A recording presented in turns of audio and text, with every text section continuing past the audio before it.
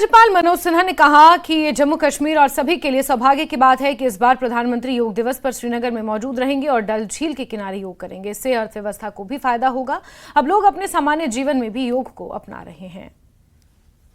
आप सबको मालूम है कि 21 जून को अंतर्राष्ट्रीय योग दिवस है और ये जम्मू कश्मीर के लिए और हम सब लोगों के लिए बड़े सौभाग्य की बात है कि इस बार माननीय प्रधानमंत्री जी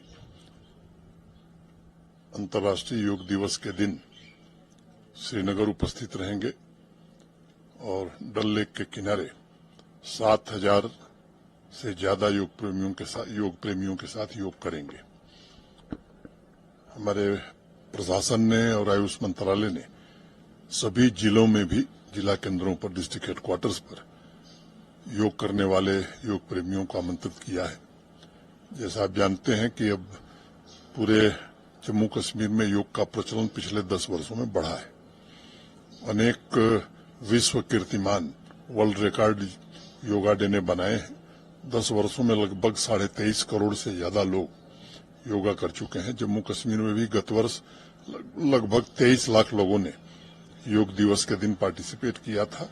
मैं उम्मीद करता हूं कि इस वर्ष ये संख्या माननीय प्रधानमंत्री जी के कारण और बढ़ने वाली है।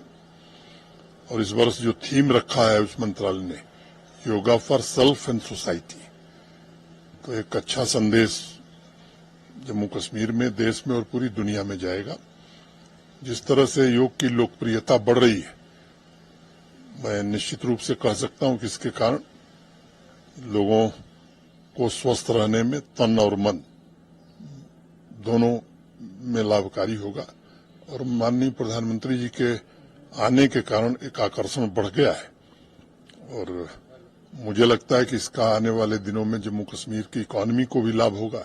G20 के आयोजन के बाद जिस तरह से टूरिस्ट इन्फ्लक्स बढ़ा, मैं ऐसा मानता हूं कि माननीय प्रधानमंत्री जी की योगा डे की उपस्थिति के कारण टूरिस्ट इन्फ्लक्स हमारा और बढ़ेगा।